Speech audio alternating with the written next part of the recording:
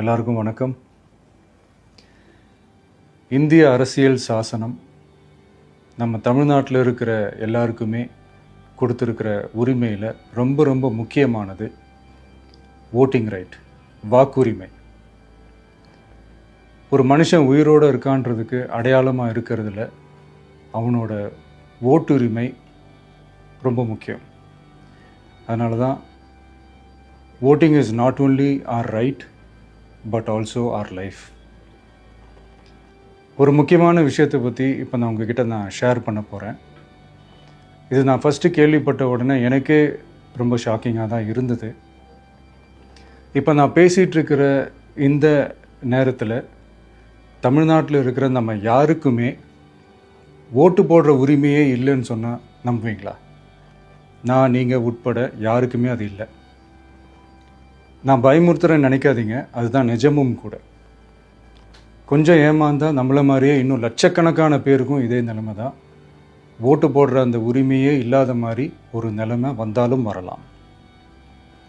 இதுக்கு main reason அந்த SIR, special intensive revision, சிறப்பு தீவிர திருத்தம்.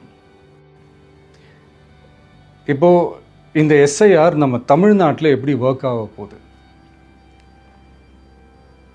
கடந்த ஜனவரி மாதம் எடுத்த அந்த கணக்கெடுப்பில் 6,36,00,000 வாக்காளர்கள் நம்ம தமிழ்நாட்டில் இருக்கிறாங்க. ஆனால் அவங்க யாருக்குமே இந்த ஓட்டு போடுற உரிமையே இல்லை. அந்த பிஎல்ஓன்னு சொல்லுவாங்க, பூத் லெவல் ஆஃபீஸர்ஸ், வாக்குச்சாவடி நிலை அலுவலர். அவங்க தான் வீடு வீடாக போய் அந்த ஃபார்மை கொடுப்பாங்க. அதை நம்ம ஃபில்அப் பண்ணி கொடுக்கணும். அதை தேர்தல் ஆணையம் அதை எடுத்துகிட்டு போய் அதை ஸ்க்ரூட்டினைஸ் பண்ணி அது எல்லாமே கரெக்டாக இருக்கான்னு செக் பண்ணி பார்த்ததுக்கப்புறம் அந்த வாக்காளர் பட்டியலை வெளியிடுவாங்க. அந்த வாக்காளர் பட்டியலில் நம்ம பேர் இருக்கணும், அப்போ தான் நம்மளால் ஓட்டு போட முடியும். அந்த புது பட்டியல் வர்ற வரைக்கும் நம்ம வாக்காளர்களான்றது அது உறுதியே செய்ய முடியாது. இன்கேஸ் அந்த புது பட்டியலில் நம்ம பேர் இல்லைன்னா அது ஒரு தனி ப்ராசஸ், அது ஒரு தனி ஃபார்ம், அது ஒரு தனி கிளைம்ன்ற மாதிரி அது ஒரு வேறு வேலை. ஸோ இந்த மாதிரி நிறைய சிரமங்கள் குழப்பங்கள் இருக்கிறதுனால மக்களுக்கு இது மேலே ஒரு கன்ஃபியூஷன் ஒன்று இருக்குது. இது என்ன வெரிஃபிகேஷனா இல்லை ஒரு மறைமுக ரீரெஜிஸ்ட்ரேஷனா இல்லை இது ஒரு நியூ ரெஜிஸ்ட்ரேஷன் மாதிரியே தானா அப்படின்ற மாதிரி நிறைய கன்ஃபியூஷன் இருக்குது. அவங்க செய்ய வேண்டியதெல்லாம் ஒன்று தான். இந்த மாதிரி வீடு வீடாக போய் அந்த என்யூமரேஷன் ஃபார்ம் நம்ம ஃபில்அப் பண்ணி கொடுக்கும்போது அதுக்கான அக்னாலேஜ்மெண்ட்டை அந்த பிஎல்ஓ அந்த ஆஃபீஸர்கிட்ட இருந்து நீங்கள் வாங்கிக்கணும். அது ரொம்ப ரொம்ப முக்கியம். இது நான் சொல்கிறது வாக்காளர் பட்டியலில் ஆல்ரெடி உங்கள் பேர் இருக்கிறவங்களுக்கு நான் சொல்கிறேன். இப்போ புது வாக்காளர்கள், ஃபஸ்ட் டைம் ஓட்டர்ஸ், அவங்களுக்கு ஃபார்ம் 6ன்னு ஒன்று இருக்குது. அதை நீங்கள் ஃபில்அப் பண்ணி நீங்கள் உங்கள் ஏரியாவில் இருக்கிற சம்மந்தப்பட்ட அந்த உங்கள் அலுவலகத்தில் நீங்கள் டைரெக்டாகவும் சப்மிட் பண்ணலாம், இல்லை நீங்கள் ஆன்லைன்லேயும் சப்மிட் பண்ணலாம். அப்படி ஆன்லைனில் நீங்கள் சப்மிட் பண்ணிங்கன்னா அதுக்கான ஸ்க்ரீன்ஷாட்டை எடுத்து வச்சுக்கோங்க. ஃபோனில் மெசேஜ் வரும், அதை சேவ் பண்ணி வச்சுக்கோங்க.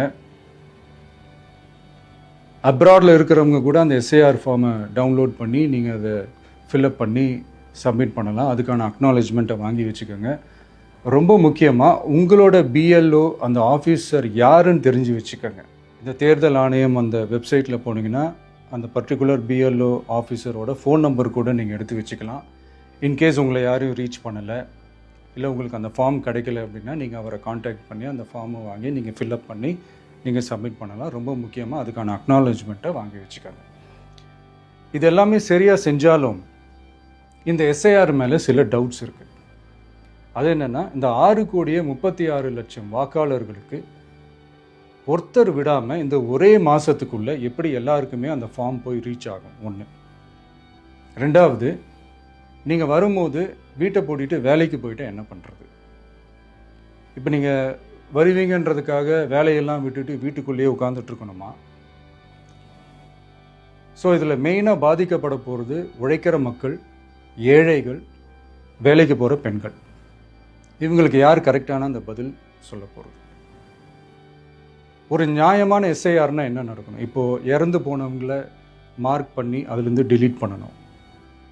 இப்போ போலி வாக்காளர்கள் இருந்தாங்கன்னா அவங்கள மார்க் பண்ணி டிலீட் பண்ணணும். இப்போ ஆல்ரெடி ஓட்டு இருக்கிறவங்களுக்கு எதுக்கு இந்த ரெஜிஸ்ட்ரேஷன் என்ற பேரில் இவ்வளவு குழப்பங்கள் அப்படின்றது தான் இங்கே கேள்வி.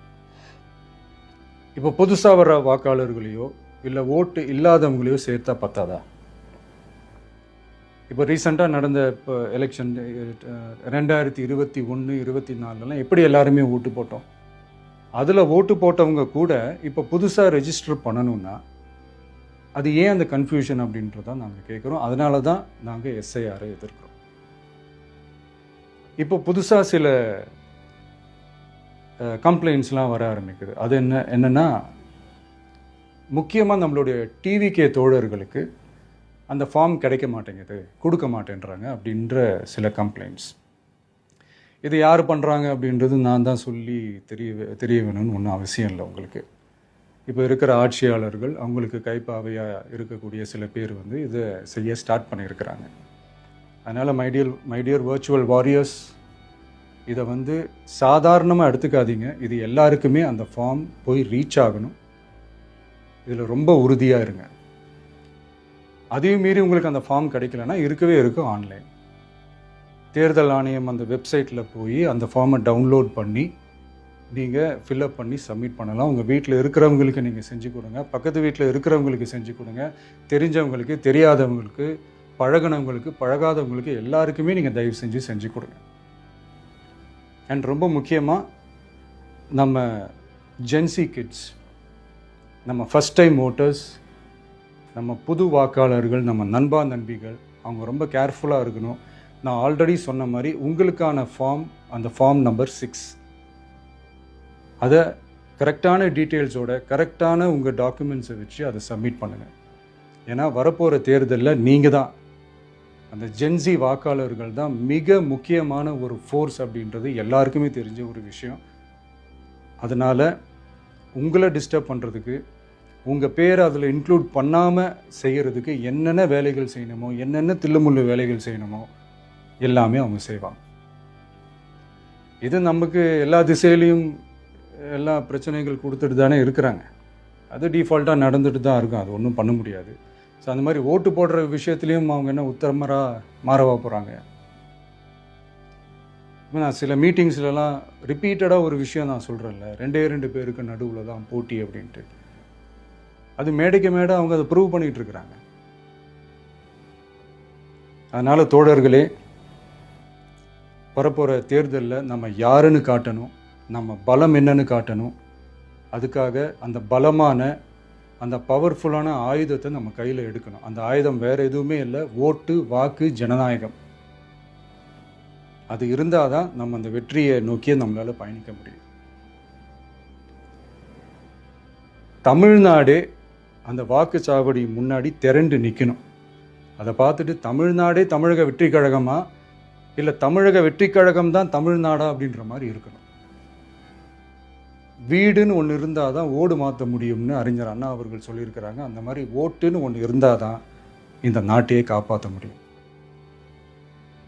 அப்புறம் இன்னொரு முக்கியமான விஷயம், அந்த எனிமரேஷன் ஃபார்ம் நீங்கள் ஆன்லைனில் நீங்கள் ஃபில்அப் பண்ணும்போது அதில் ஒரு சில ப்ராப்ளம்ஸ் வர்றதுக்கு வாய்ப்பு இருக்குது. அது உங்களுடைய ஓட்டர் ஐடியில் இருக்கிற உங்கள் பேரும், ஆதார் கார்டில் இருக்கிற பேரும், அந்த ஸ்பெல்லிங், இனிஷியல்ஸ் எல்லாமே ஒரே மாதிரி இருந்தால் தான் அது அக்செப்ட் ஆகும், இல்லைன்னா அக்செப்ட் ஆகாது. அது கொஞ்சம் கேர்ஃபுல்லாக பண்ணுங்கள். அது கொஞ்சம் யூசர் ஃப்ரெண்ட்லியாக இருக்கலாமேன்னு கேட்டதுக்கு அதெல்லாம் முடியாது, அதுக்கெல்லாம் வாய்ப்பு இல்லை, அதுக்கெல்லாம் ஆளுங்க இல்லை, பண்ண முடியாதுன்னு ரிப்ளை பண்ணிட்டாங்க. ஸோ அதனால் மைடியர் டிவிகே தோழர்களே, மைடியர் ஜென்சி படை பலமே, உஷாராக இருங்க, கான்ஃபிடெண்ட்டாக இருங்க. நல்லதே நடக்கும். வெற்றி நிச்சயம். மீண்டும் சந்திக்கும் வரை நன்றி, வணக்கம்.